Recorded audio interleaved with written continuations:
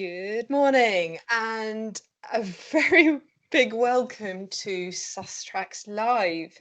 Over just a few short months since we launched the Sustrax platform, we've gained so many users, and I think the count across the platforms, including Sustrax Lite and MX, now goes above 2,000 business users. So we're absolutely thrilled about that and very excited to tell you all about the latest functionality and how you can use it to simplify carbon management in your business. Sustrax, of course, is one of our commitments to cost-effective tools for carbon management and towards net zero for your business. And it also sits alongside the Carbon Database Initiative, or CaDi. And as you're probably aware, CaDi is the means that you disclose your emissions for free. Absolutely no charge for doing that, no charge to look up others' emissions, no charge to disclose yours. And that again is part of Carbon Footprint's commitment to see disclosure and transparency of carbon emissions. And this all aids the progression towards net zero. I think we're going to hear about how easy it is to disclose your emissions from Sustrax straight onto CaDi today from my colleagues here. Without further ado, I'm going to hand over now to Myles Howard and to Jenny Webb to tell us all about the latest with Sustrax. Hello. Yes, thank you. Welcome all for everyone that's joined today. You'll see at the top of the screen there is a QR code there, and that's just to sort of understand what you're currently using for a carbon tracking system. We will re-show that in a couple slides when we're loading up the demo. So if you have time now, have a quick scan, but don't worry, that code will pop back up. But yeah, so today we're going to be talking about the Sustrax MX system. So it was developed for all sizes of companies, small and large, and it was developed based on our consultancy-led appraisals and the knowledge we've gained there. So what we've wanted to do is make it as user-friendly as possible to both collect input and get the results of your emissions. So the Sustrax MX stands for Sustainability Tracking for Sustrax. And then MX is when we're looking at the monthly tracking with multiple functionalities. So there's multiple companies within set up a group structure. You can have multiple sites tagged to one company, multiple users across the sites, as well as multiple year inputs. So if you have a base year or you want to set a base year as early as 2019, we have emission factors from 2019 to 2024 within the platform that can be used at any time. And then there's also the multiple inputs, which I'll show off very soon. And what this allows you to do is go from all the way from your scope 1 and 2 all the way to your scope 3 reporting there. So essentially, Sustrax MX is an online platform that allows you to input your data and collect it throughout the year if you're using the Sustrax MX version of the platform. So what you're then able to do is collaboratively across your team all have different access levels to the platform to input your data, just to save on, we've all done it, we've all used sort of Excel sheets in the past and they get sort of passed around and different users, and it can be tricky to sort of all log in at one time and enter data. But what this allows you to do is input your data as well as sort of files and evidence alongside the platform. And I'll show all of those in the demo shortly.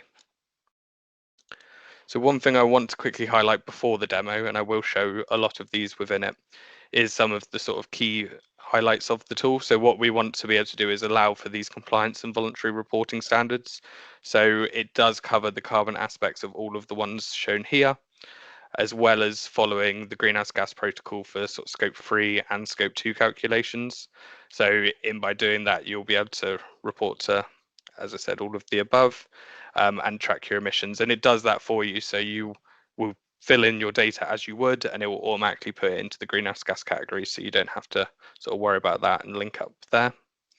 You can then also track against targets. So through our consultancy, we can help you with targets, and you can also plot them within the tool.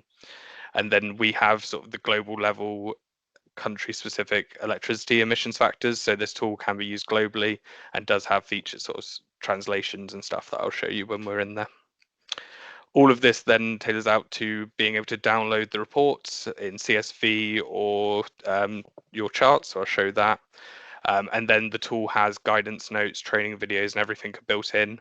What we will do is we can provide bespoke demos. What I'm be showing you today will be sort of a broad brush of all of the features, but we will do a bespoke one if you require, and we'll talk you through sort of the benefits and how it would apply based on what you're currently doing. And then at the bottom here, we're also building on our AI assistant features within the tool. So it can give AI recommendations, and I'll show those, as well as an assistant chatbot, which has been trained based on sort of videos and training within the tool. So it sort of knows how to add users, add sites, and you can ask it questions about the inputs. So last thing to show before we jump into the demo then is just the input forms. They will be in there, but what I wanted to show is that we can go all the way from sort of your scope 1 and 2 reporting in the top left, all the way to the wider scope 3 there. So within sort of spend categories, flights, hotel stays, all of those are available. And because we developed the tool, what you can do is you might start with your scope 1 and 2 emissions, and then based on once you've completed that, you may then want to expand the scope. So instead of, say you do this in Excel, having to then go away and develop a whole new tab and find all the emission factors, you can just work with us, and we can go from starting all the way up, and you can work up to a full sort of scope 3 calculation. So as I mentioned, I will start the demo very shortly. The QR code is back up. I've seen a few people have been answering it, so if everyone can give that a scan, or Jenny is going to pop the link in the chat. So Jenny is one of our senior consultants and account managers at the company. And what she'll be able to do is she'll give some more detail as we go through the demo about how our users are currently using the tool, as well as talk about the verifications in a little bit. Jenny, is there anything you want to add before we jump into the demo? No, go for it. Cool. All right, so I'll just give you a couple minutes just to answer that. I'm seeing a few responses come in on my other screen, and then we'll move on to the demo.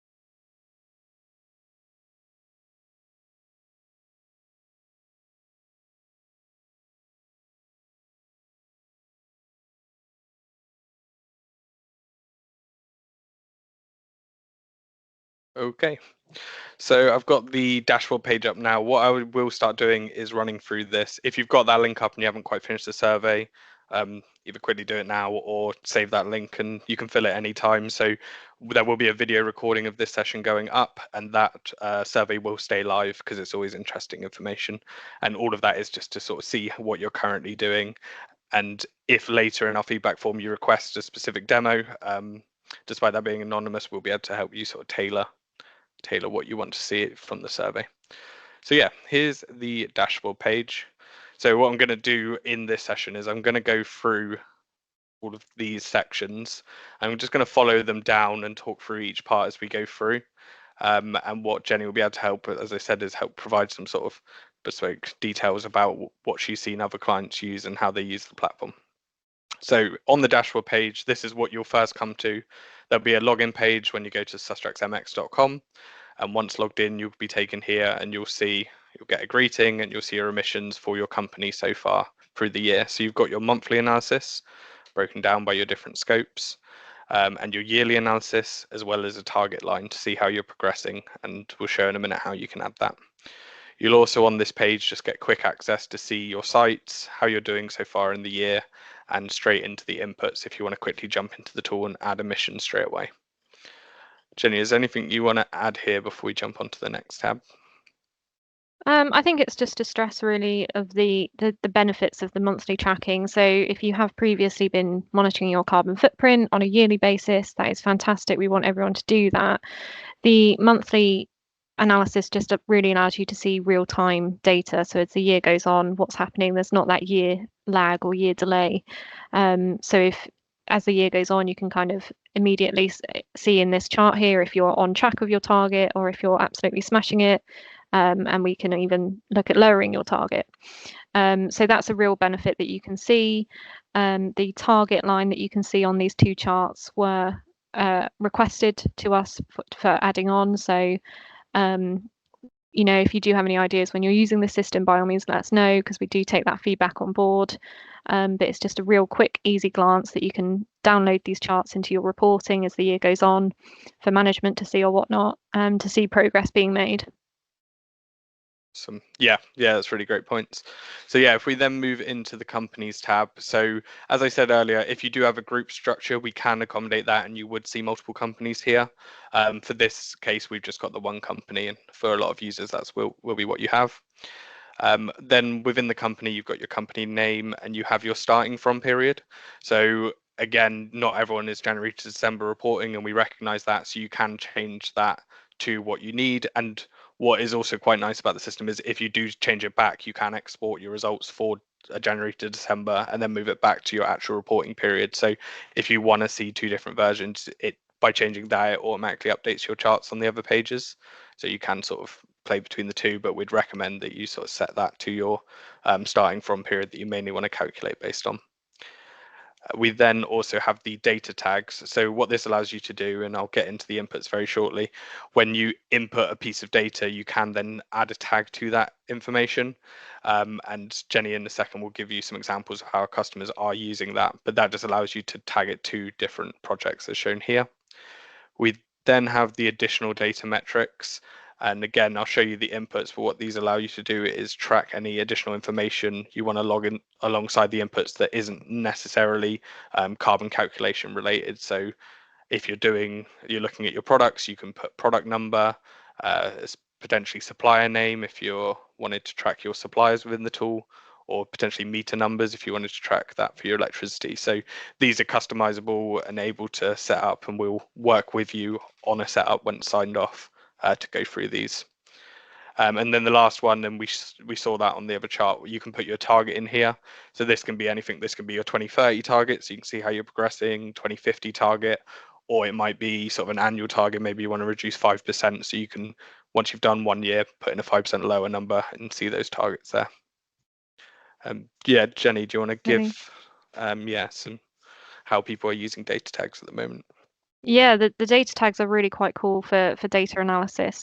A few of my clients personally are using the data tags for maybe specific conferences. So if a sales department that they might have is flying to the US for a conference, you can tag all their flights, hotels, taxis, everything they're using for that conference to a data tag. And then you can specifically see the emissions from sending 10 members of the sales team over to that conference that was directly responsible for, say, 5 tons of carbon.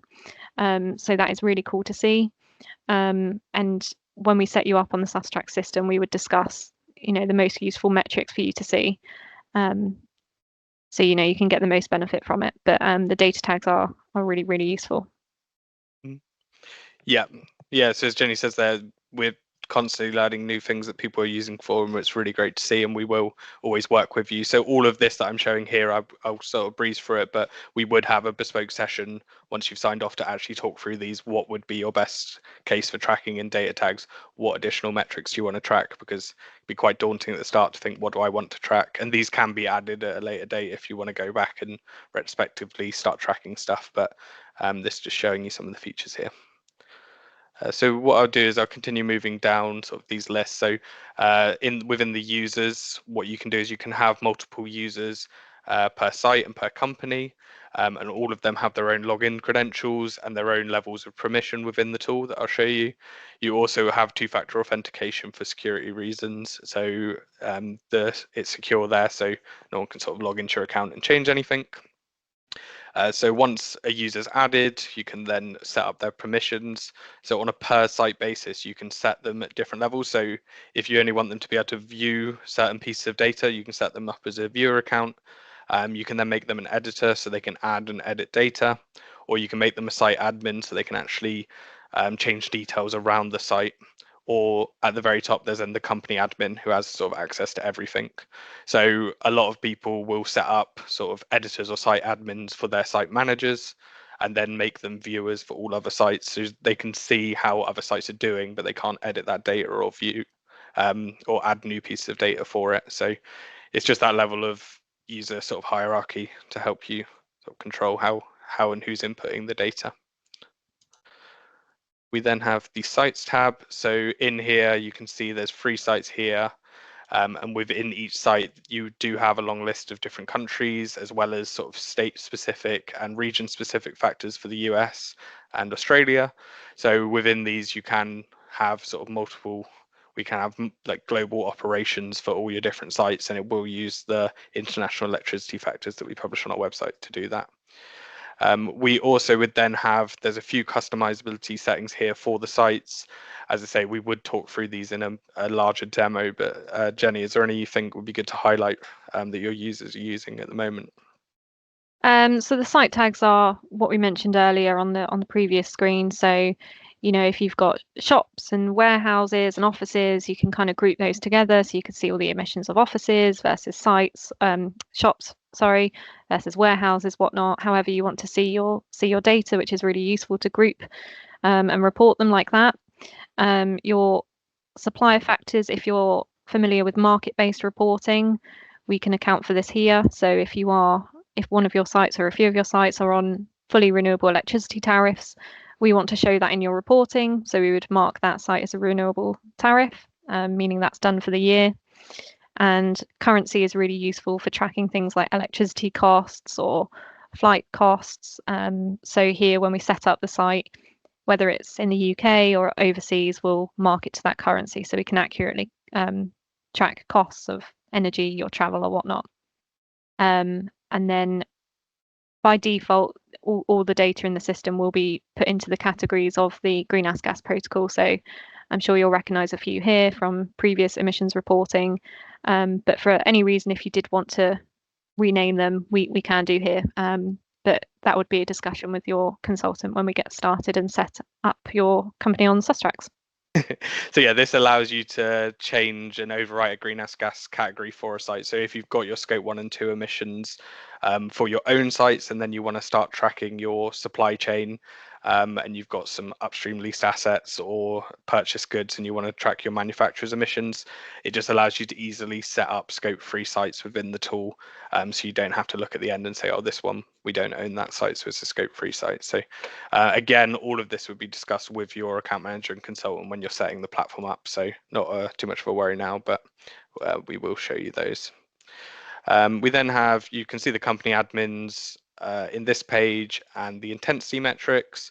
So for intensity metrics, we have the full-time employee and £1 million turnover, which is typical for all companies. That's typically what we'll track against for your sort of KPIs. And then we do allow for a custom metric. So here we have number of products sold, and I've got 10,000. You can change and customize what your metric is. And again, this allows you to go all the way back to the sort of 2019 year, so you can track against earlier baselines.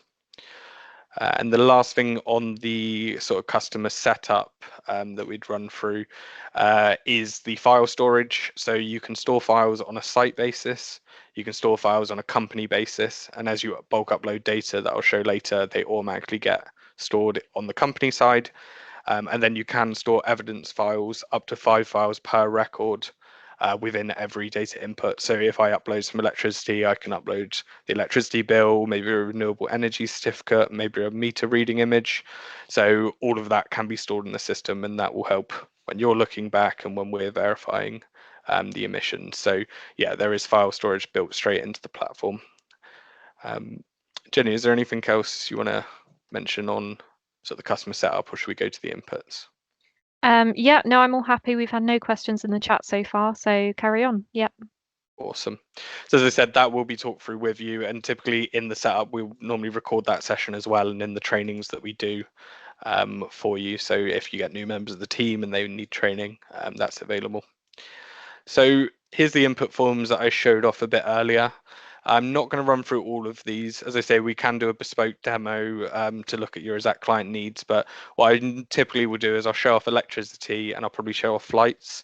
as they can be quite a lot of emissions, and typically everyone will at least have electricity. So let's jump in here. So here's the input form. So every input form has instructions at the top to give you some overall details about the form. Every form has a tutorial video that will link to a YouTube video that will explain sort of how to fill in the tool and what you should be thinking about. And every tab does have a bulk upload feature that I'll probably show within flights. We then have the ability to select the different sites. It then asks for the end date of the bill or the day, the sort of last day of the month of the bill, depending on sort of what the date is for. So if this isn't my August electricity, I'll just put the end of the month. You'll then get your supply specific factor. We showed this earlier. If you've entered it in the sites tab, it will fill in for you. Otherwise, it will be blank. If you leave that blank because you're not sure where it is, it will automatically calculate based on the average for you using the sort of residual mix factors. So you don't really need to worry about this. If you're not sure, it will be discussed with your consultant. Then put in sort of 50,000 kilowatt hours. And then all of this here is the additional data. So you don't have to input this to calculate your carbon, but this will allow you to get better insights and look back at your data. So you can add a SharePoint or Google Drive link if you want to easily look back within your own system when you're looking at this data. You can add the data tags we mentioned earlier. So it more be for flights potentially, but if the flight was related to Project 1, I would tag it there. I'll just leave that one on there. You can then put in the cost if you have a cost for the amount. And you can put any comments that you want to add for the bill. So maybe if it was estimate reads, then you can upload your evidence files to drag and drop and add any additional metrics. So let's go next on this page. So this is actually one of the most complex results views of the tool because it does calculate the location and market-based electricity. We had a green tariff, so it went 0 here, but none of this should need to worry about. This is just to sort of show you what greenhouse gas categories it's going into and what CO2e it is calculating within the tool, as well as showing the details here. Within the input, you then do have some other functions, so you can change the electricity factor if it's a different country to the site for any reason. If there's travel involved, you can scale your data. So there's tutorial videos here, but essentially based on floor area, monetary value, employee numbers, you'd put in your total kilowatt hours and scale it based on the floor area. And what that gives us, it allows us to look back at your data when we're doing the verification or when you're looking to see how you've scaled your emissions. Whereas if you just scale it and put in an Excel sheet somewhere, we then normally have to request, have you scaled it? Why have you scaled it? So this just does it all for you. You just put in what the floor area was, what your actual floor area is, and it will scale and record that in the tool. And if that changes, you can just edit the record. So let's click done. And by clicking done, that adds it into the results pages. And all of this is sort of your inventory of emissions. So it was that top row there. And then you can start to see, based on if you add these tags and these different additional informations, it starts showing up within the platform, so you can easily sort of see what's going on here. I'll come back to these results pages in a second. I'll just quickly show flights while we're here. So if I go input data. So flights has two ways of calculating. You can use airport codes, as a lot of providers do give airport codes, or you can enter the overall distance. So let me just do one record of airport codes. So you can type the name of the airport or the code. So let's say London Heathrow to JFK. And that will automatically tell you if it was a long haul, short haul, domestic flight, and it would tell you the distance. And then from here, you can then jump into what is the class, how many people are on the flight, and was it return ticket, and upload any evidence. So that's one way to calculate a flight. That would tell you your emissions and what category it's going into. The other way would be to bulk upload. So what this allows you to do is you can download a template where, let's say, select airports. It's appeared on this screen. You download this template, and essentially it's that same input, but just in Excel format. So you can take it straight from your provider and paste it in. So you need the sites, paste in your departure date, and paste in the 3-letter codes. The drop down has the full names of airports, but by putting in the codes, it will calculate. So you can just paste those in, upload all this information, and then just drag and drop it back into the tool here. And what that will do is it will show you a table of everything that's about to go into your tool, let you know if there was any errors or it didn't recognize any of your data. And then when you click confirm, that will go into your emissions input. Jenny, is there anything else you think I should mention on the inputs while we're here, or should we move on to the results pages? The inputs look great. The bulk upload is a real time saver, especially if you've got loads of flights. If you get your data from, say, a travel agent and they give you a spreadsheet, you can copy and paste it into there. So it's a real time saver there. We also work with different data. So if you're at the start of your journey and you don't have, electricity bills because it's a leased office or flight path, we do recognize that, and there are other ways to put your data into the system. So you could do it by spend, for example, that's on the screen there. That's one way of doing it, or the custom tab. But once we set you up on the Sustrax, your consultant will help you gather the data and will let you know all this. We have had a few questions in the chat. So Myles, should we just run through those now? Yeah, we can take a look at those now. So the first question is asking about does the input include a start date, e.g. for a quarter period? And the answer would be yes. So we want all your data for the same time period. You could use your company's financial year, for example. So at the end of every month or perhaps every quarter would be a good time to enter all the data for that month or quarter. But we want to keep it the same and keep it consistent year on year. Yeah, and we do have, so it's not too relevant for flights. Let's just go to electricity. We have this spread functionality. So say you can't get your data every month or you get it quarterly or at the end of the year, you can, once you've input the data, click the spread button, and it allows you to spread it across previous or later months. So if you're doing a quarter, you do 3 months previous or later. And what that will do is that will evenly distribute that emissions across those months. So then you don't have massive spikes in your emissions through the year. And there's the tutorial here, but yeah, that will break out your emissions for you. So yeah, you don't have those big lumps at the end of the year where you did a one commuter survey and you don't want to go through and add that one by one. So you can spread your emissions in the results table here. Awesome, lovely. And then a question about the emission factors that we use for the system. Is yes, it's correct. Most of the emission factors do use the annual emission factors published every year by DEFRA, which is from the UK government. In regards to international electricity, for example, that DEFRA doesn't publish themselves, there are other databases that we would use. For example, in the States, the Environment Protection Agency over there, they publish electricity emissions per state over there, so we would use those. The same for Australia, the government publish their own emission factors. So all the emission factors we use, the majority of them are from DEFRA, but a few will come from, they're all reputable sources, such as government sources or whatnot, or from other sources. I don't think I've missed any, have I, Myles? No, so while I've got it up, I thought I'd quickly jump here. We do publish international electricity factors, and these are the ones used in Sustrax and our other tools, and we publish them going all the way back to 2019. So that's based on the fuel mix of the countries, as well as, yes, for some of the more particular ones to the UK government, Australia and the US, where they have government factors, we do use the government factors as well. Yeah, so hopefully that answers that question. And then the final one for now is there a limit on the number of sites we can set up? Which is, I'll hand it back to Myles. No, so there's no limit on the number of sites. What we do is the quote we give is based on the inputs that you want to calculate, as well as the number of sites you have. So yeah, it's just bearing in mind because of the sort of data going in and the verification that we give with this that Jenny will show. And talk about later. There's a cost based on that, but there's no actual limit to the number of sites one company or a group could have. Yeah, perfect. We've just had a few more questions pop up, so whilst we've paused for a moment, I'll just read those out. So a little bit more detail on the custom tab, what we can use here. It really depends on your company and the things that we need to assess. So this one is best for you to speak with a consultant one-on-one, really. But the custom tab essentially can I think do just about everything, can't it, Myles?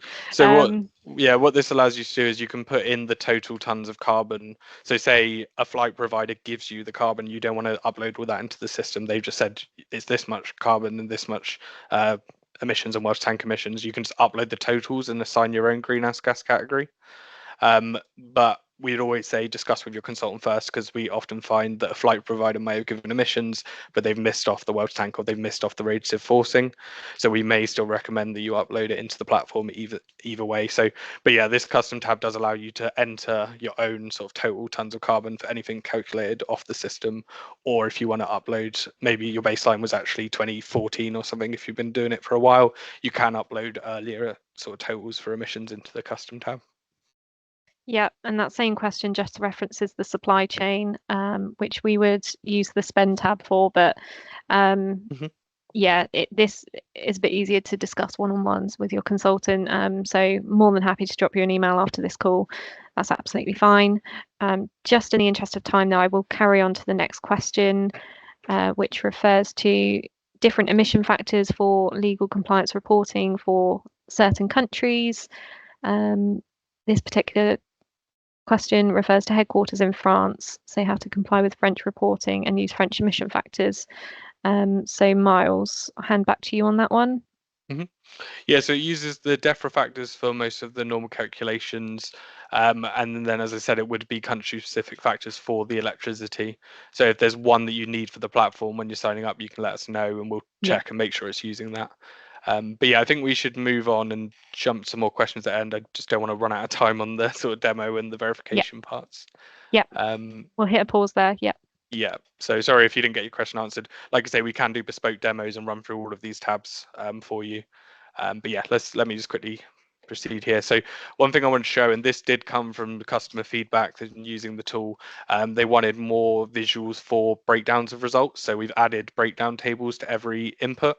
So you can select a year, you can select what you want to break down your emissions by. So I've picked freight here because it's quite a nice one. You can break it down by the different freight types.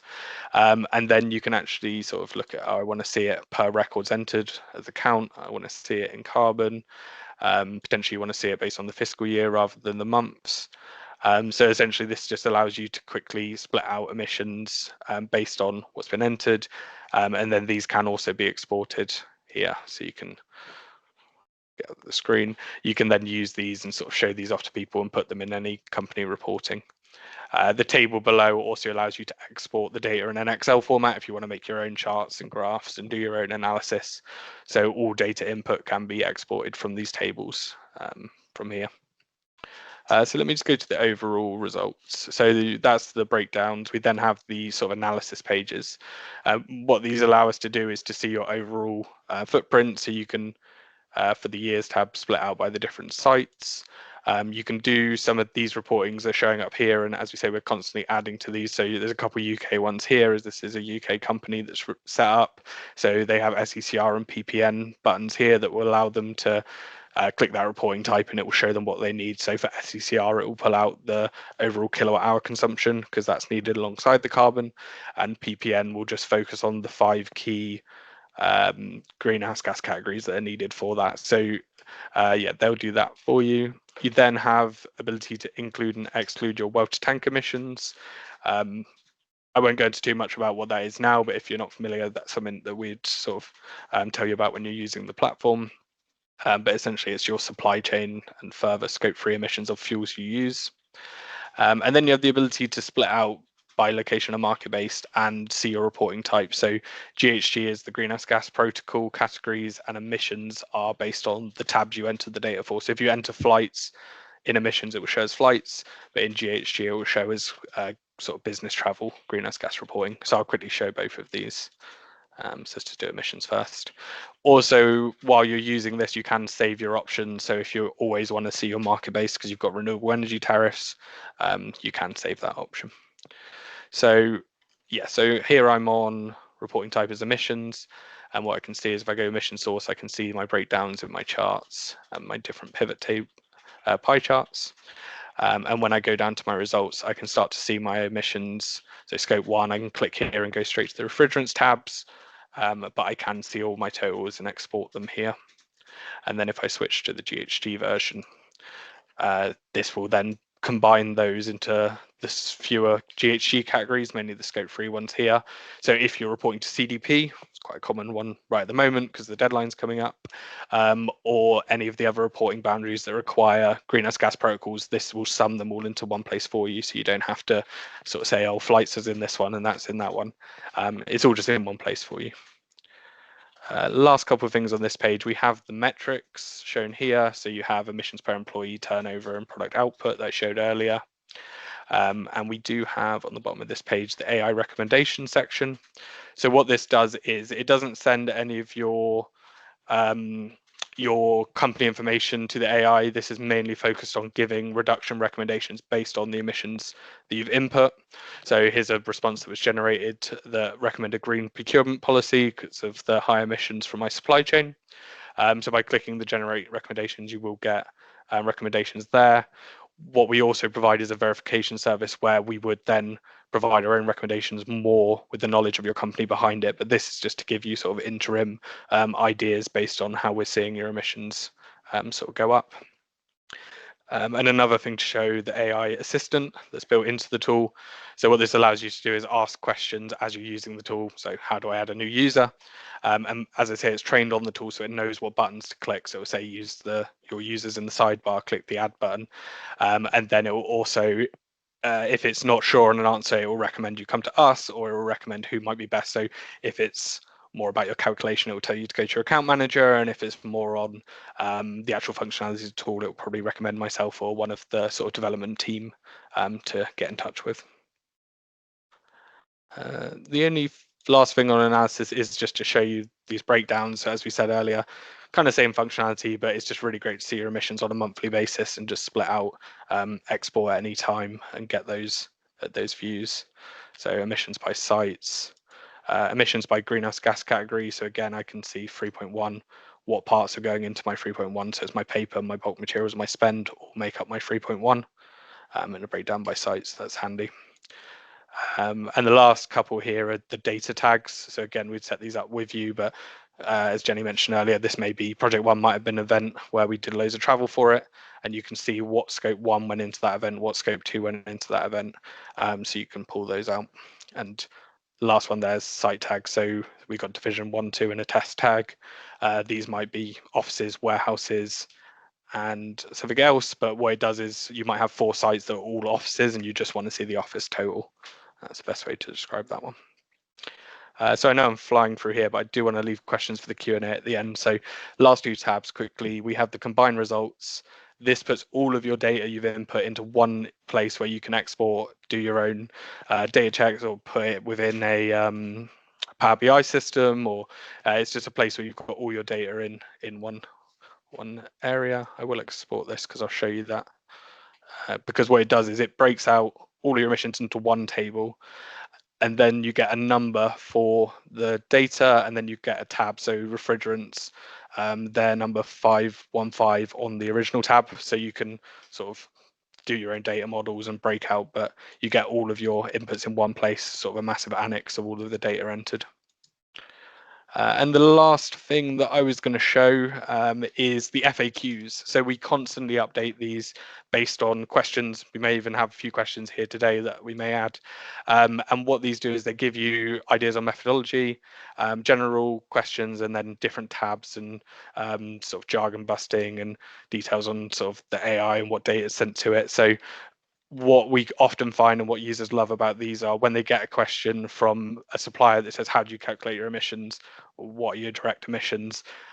They can always come to us because you've got an account manager, but these are often quite easy places where you can just copy and paste that whole section over to the person that's asking, or screen grab from here just to get quick insights. So yeah, Jenny, is there any final bits in the demo you want to show, or should we do the verification bits and then do some final questions? So we've discussed the AI, which is really cool. That's great. The only other thing it might be worth just glancing at is the second button on the bottom right there, Myles, show off the accessibility features. Yes, that's a very good idea. So we do have a number of accessibility features built right into the tool. So there's a light and dark mode for sort of eye strain for users.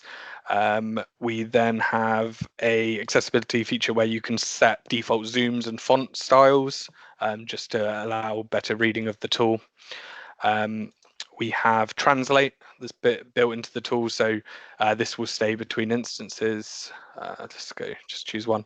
Essentially, this will work on all tabs and will translate. It is using Google Translate, so it won't always be perfect, but that is available to users. I just need to try and get this back to English now. There we go. And then we do have built into the tool a report a bug if you see any visual things that you don't understand what's going on, or request a feature. And what this allows you to do is write what you want to see, or if any issues you have, and then you can add a screenshot and do markup on that. So maybe this FAQ page, you want to suggest a new FAQ, you could say, oh, it's part of the methodology one. And then you could write what your requested feature is or what your suggestion is, and upload maybe a Word file that explains it in more detail, or why your business needs that, or any details there. So yeah, these are available to you anytime, and we check those sort of very regularly, and we'll give you a call if you've requested a feature, if we think it's an interesting one, or just to discuss it either way. We might say that functionality is already in the tool, it's here, but all of that feedback is great, and it's always good to learn from. I'm gonna pass back to Jenny then to talk about the verification. Let me just share the correct slides. Present. Okay, so I did have a couple slides that summarize, but what I'll do is I'll just fly through them. Essentially, this slide deck I can make available to everyone. And this is just so you can show other people. I have already discussed all of this, the ability to do bulk uploads and the error checking within it, and some visuals of the tool. So when we share this around, this will just be available to you. So just to refresh. But yeah, over to you, Jenny, on the verification.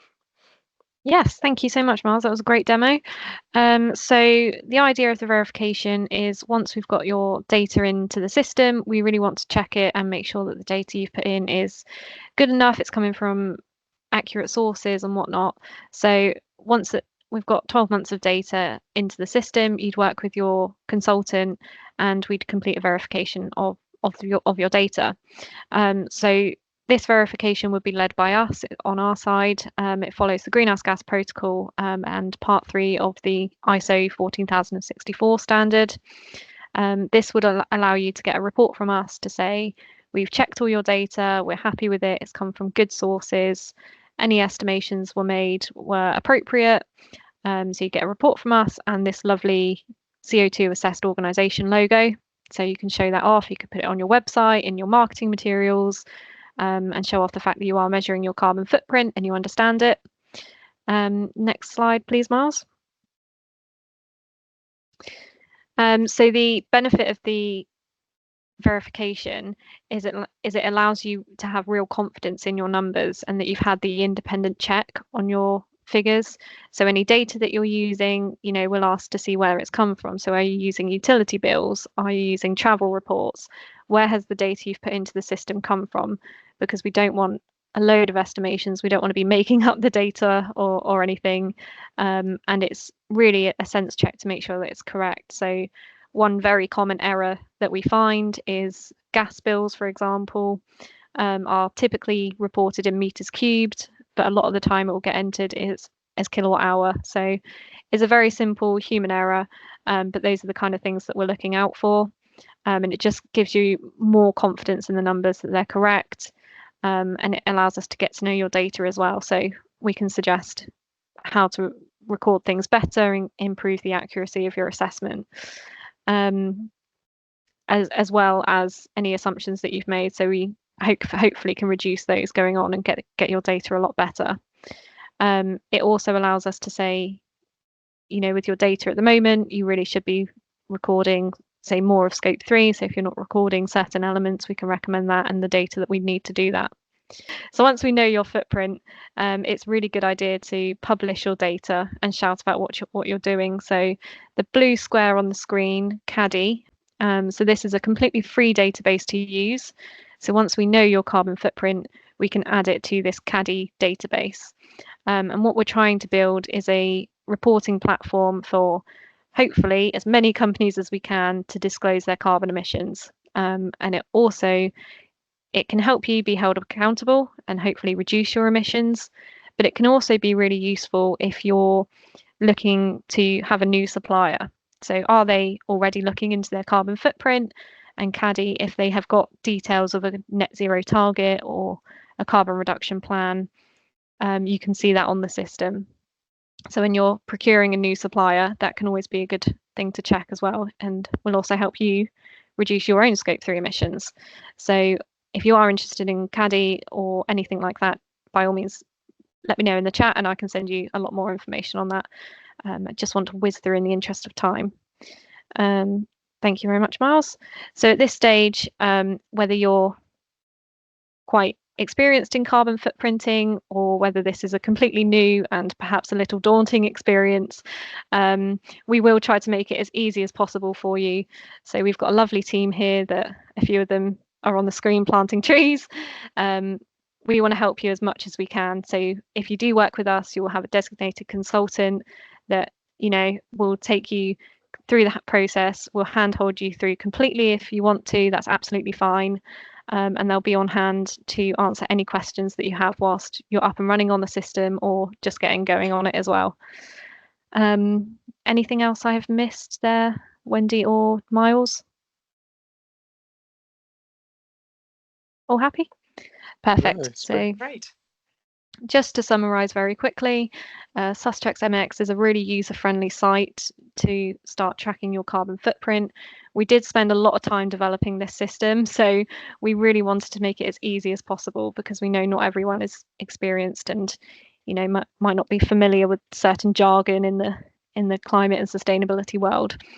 So it does let you put data in from multiple formats. So hopefully it will be very, very easy and save you a lot of time if you're typically using Excel or perhaps other systems. So we do want it to be quick and easy. So hopefully it will be. The system is all in line with the GHG protocol. So all of the Scope 3 elements, you know, automatically go into those categories. So whether you're using a different system at the moment, it should be very easy to compare, as well as compare with other companies that are disclosing their carbon footprint. And also it allows you to share the load. So one person isn't or doesn't have to be responsible for entering the system. You could have perhaps one person per office or per site entering the system, making the data input task a little bit easier. And at the end, you will get that sort of verification service. So if you are concerned about the data that you have and you are thinking right now, you know, we're not measuring anything, we're going to have to use a lot of estimates, you know, that's absolutely fine. We'll work with you on that and make sure that the estimates are appropriate and not, you know, massively out of this world, you know, so we will handhold you through that through a dedicated account manager from start to finish, and so essentially, and you know, we're here to help you. That's what we want to do. We don't want to just measure your footprint and check in once a year. We want to be checking in monthly or quarterly, making sure you understand your footprint and what you need to do to reduce it. That's why we're here, and yeah, what we all studied for. So I think that leads nicely to some questions. Anything to add before we start those, Myles or Wendy? All happy? Yeah, no, I think that was a really great summary, and yeah, looking forward to some questions. I've seen some asking for features and showing of the tool. We'll try and do that if we get some time at the end. If not, Yep. as I say, we can do a bespoke demo and go through particular tabs one by one. Just on the screen, the bottom right QR code is just to see the Sustrax page. There's another summary video there, and the bottom left is a feedback form, both on the platform but also on this event. So please do scan that. But yeah, Jenny, do you want to see if there's any questions? Yes. So first one, can the Sustrax system include any offsetting information, for example, tree planting?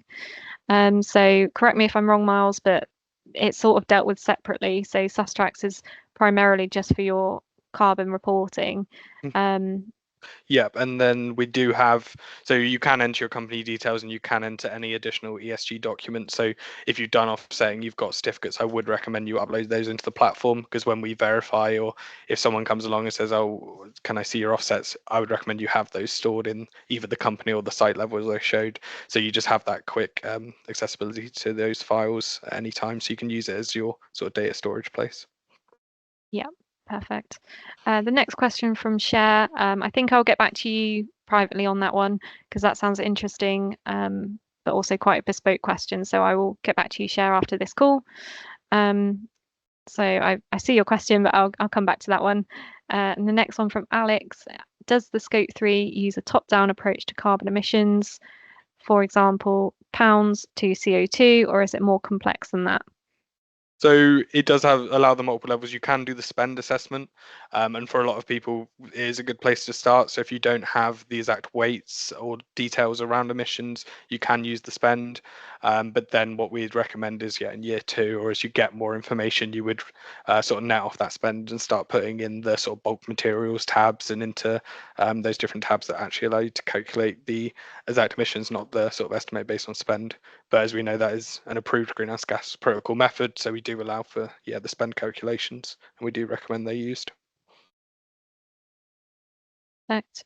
There's a few questions around the cost of the tool, which really depends on your company. So if you are interested in the system and you do want a quote from us, by all means, let us know. I'm sure our contact information is on the form, or we will put it an email round with all our contact information. So do reach out to us and we can, by all means, have a conversation about that. That's absolutely great. Next question is around the AI recommendations. So is this based on user inputs or recommendations to improve the areas? So it is recommendations on how to improve the areas. Is based on not your individual inputs and exact sort of flight routes and stuff, but the overall total. So it looks at, are your flights a key emission source? If they're material to your footprint, then it will give you some ways to reduce those. So that's what the recommendations are focusing on, is on those material elements. And then it will give you sort of follow-up prompts that it suggests maybe look into this, and it will allow you to do some follow-up prompts. But the focus is reductions for now. We are looking at a lot of other sort of AI features and stuff in the future, so scenario analysis stuff, but that's currently for carbon reduction recommendations throughout the year. Yeah, sounds great. Can users change the emission factor values? So you can use the custom tab, or what we do have, and I haven't shown it here, is we have sort of a product tab. The reason I don't always show that is it doesn't allow you to calculate a product footprint, but if you have bespoke emission factors for freight or products, you can put in those bespoke factors and use that product tab to calculate the emissions. Great. Next question, just zooming through these, for Scope 3 purchase goods and services. The question is, some providers are carbon neutral, some provide an emissions-based figure of carbon created to support, and others can only supply a pounds figure. Can all 3 options be captured? The short answer is yes, and Myles will give you the long answer. No, so it's kind of, the spend data can go in. If they just say this is our scope 1 and 2 emissions associated with yourselves, that can go into the custom tab. Or if they say, well, we don't know our scope 1 and 2, but we use X amount of electricity and you're half our operations, then it can go into the actual inputs electricity tab. So there are those different layers of how, if your supplier has the information, it can just go straight in, and if they don't, you can use the platform to sort of calculate their emissions, if that's something you wanted to do. Yep, absolutely. The next question regarding client in particular has a global network of contractors doing installations and repairs on client sites. This question really depends on what kind of data you've got. So I'd be more than happy to have a conversation with you offline about that, and get into the nitty-gritty of the particular data you've got, and we can chat about the best way to put that into the system. So if that's all right, by all means, I will call you after this session or email you. So just moving on to the next one, can Sustrax be used by other assessment and verification companies? Again, short answer is yes. I'll turn to Myles for the long answer. So what you can give them sort of verifier accounts, and that account is just, like I showed earlier, sort of a viewer account and everything, so they can't edit or tweak your data, but they can view it. So if you had sort of internal auditors or external auditors that wanted to check it for BSI compliance or any of those other ISOs, they can have accounts where you can make them viewers and you can allow them to see the evidence files, but they can't necessarily sort of tweak or do anything to your data. Yeah, absolutely. We have had 2 questions regarding the home working tab. So Myles, do we have a minute or 2 just to whiz through that one? Yeah, let's pull that up just before we end. Okay, are you Uh, seeing my screen? yeah. Yeah, so we do have in here the home workers tab. So this uses the DEFRA methodology for home working. So it looks at single and multiple occupancy, and then it does look at the number of workers, days, weeks per month. You can bulk upload this. So if you do a commuter survey that also includes home workers, we would recommend you sort of collect this maybe at the end of the year, and then you can use those scale or spread factors to so what a lot of people do is they'll calculate it and they'll do a survey. They'll find 10%, they get maybe 30% responses. They then scale that to the full response rate for the full company numbers, and then you can spread that across the year.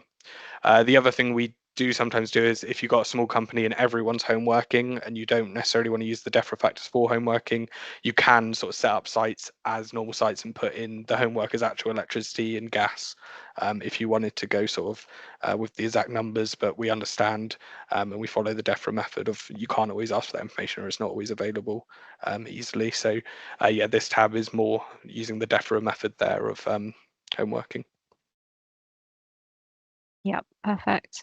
If there's any more questions, I'm more than happy to set up separate conversations offline. Mhm. It's just I'll squeeze in one more question, asking about how do some of our clients input the data? Is it all staff, or would it be recommended to have a few? I would definitely recommend that only a few staff have access to this. Maybe 1 or 2 staff members per site. Otherwise, it just gets a bit messy with people assuming data has been put in by colleagues or data being duplicated and inputted twice. So just for ease and to prevent any mistakes, we do recommend only a few per site. But for any reason, if you need more, that's not a problem either. So Yeah, just in the interest of nice. time. Yeah, I was just going to say, should we? I'm just going to pull this back up. Can everyone please, yeah, as I say, do the bottom left feedback form. What I'll be doing is I'll be sending an email probably early next week with the video of this. So if you want to show anyone else, you can. And within that, I'll give the contact information. Obviously, you can go to our info at Carbon Footprint, but I'll give mine and Jenny's details there and information. So what you can do is you can get in touch and we can do those bespoke demos with yourselves and recorded sessions and stuff like that. Yeah. Amazing. Jenny and Myles, thank you so much for that run through of Sustrax MX today. I do actually want us to go somewhere else before we close. And Myles, if you could just pop up the CaDi website just for a moment. I know we talked about it, and I know a lot of you are interested in this. Just to say again, this is the Carbon Database Initiative. The thing about this is it's completely free to disclose your carbon footprint. I think everyone who's watching today is obviously very, very interested and committed to carbon measurement, carbon management, and I'd hope that you're all committed as well to public disclosure of it. As I say, within the business, we are committed to providing as many of these services as we can at very cost effective, if not for free, and CaDi is completely free to use. So you can see, please do go and explore there. Jenny will put the website address in the chat right now. Go check that out if you're not on there already. Since we launched this a few months ago, hundreds of business online. We hope that you will join with us and get carbon information on businesses out there in the public domain where it needs to be. On this platform as well, you can make your carbon neutrality net zero claims on it, and even better than that, from Sustrax MX. And if you're already a client of Carbon Footprint, this can be done automatically for you. So there's no need for you to go inputting loads of data. It's dead easy. You just need to give us permissions to do it. So that, just to say that again, that can be because you're already on Sustrax, or it can be because you're already a Carbon Footprint client. For your supply chain as well, the free tools that they can use are there, and we'd encourage them as well to be disclosing their footprint. You'll be able to see it online, so it makes your life so much easier when it comes to scope 3, and also it allows consumers and anyone who wants to know what's going on with carbon footprint to see how good businesses and the brands are. So there we are. Please do go check out CaDi.